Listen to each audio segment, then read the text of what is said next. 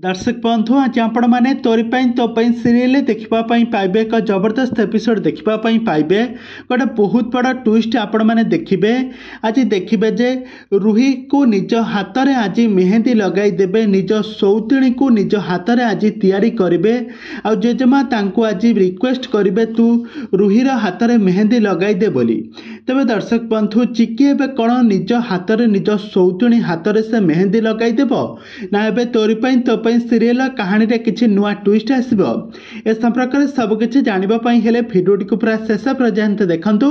आ यह पूर्व जदि आपण माने आम चैनल को सब्सक्राइब करनाथि ताहाले सब्सक्राइब करी पाखर थिबा बेल आइकन को दबाई दियंतु। दर्शक बंधु आज आपण मैंने तोरी तो सीरियल देखापी पाइबे एक जबरदस्त एपिसोड देखापी पाइबे। आज गोटे बहुत बड़ा ट्विस्ट घटी। आज कौन घटना, आज अगस्ती परिवार रे हलदी रसम एवं मेहंदी रसम रो कार्यक्रम आरंभ हो सारी। राम और रूहीर मेहंदी रसम आरंभ हो सारी। सारा परिवार लोक मैंने आश्चर्य होमती जड़े रामर स्त्री अच्छा आपर से पुणी थे समस्त सामने तार स्त्री आगरे से पुणी थे मेहंदी रसम करिबो, पुणी थे से रूही को द्वितीय विवाह करिबो। यह केते दूर ठीक आपण माने मतामत दियंतु। आज जेजेमा आज चिकी को कहिबे चिकी मु जानी पारुछि तते बहुत कष्ट हेउथबो, हेले मु कोन करि परिबी, तू तो निज हाथ रे आज तू रूही को मेहंदी रसम तू कराई दे। तापरे जसोदा देवी कहिबे ना तू कदापि करि परिबो नाही। तापरे चिकी कहिबे केई कहा हाथ रे मेहंदी करदेले ता सिंदूरर से भाग नहीं पारिबो नाही।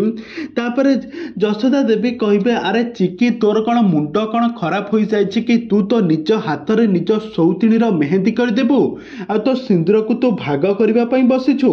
एक कथा सुनि सारिबा परे सारा परिवार लोक माने आश्चर्य हो जिवे आ यहा पर चिकी टिके दुख करिवो। तबे दर्शक बंधु आ एपटर रूही तारा मने मने हसिबा को लागिबा आ कहइबो तू ही चिकी मो हाथ रे मेहंदी करिवो, तू ही करिवो। तापरे ए सब सुनी देखि राम पूरा आश्चर्य हो जिवे। दर्शक बंधु एबे तोरी तो सीरियल कहानी रे आगो को कौन आसबो नुआ ट्विस्ट, कौन आसबो नुआ परिवर्तन, ताहा सब किछि जानिबा पई हेले भिडियोटी को पूरा शेष पर्यंत देखंतु। आ यह पूर्व जदि आपण माने आम चैनल को सब्सक्राइब करिनाथि ताहाले सब्सक्राइब करी पाखर थिबा बेल आइकन को दबाई दियंतु।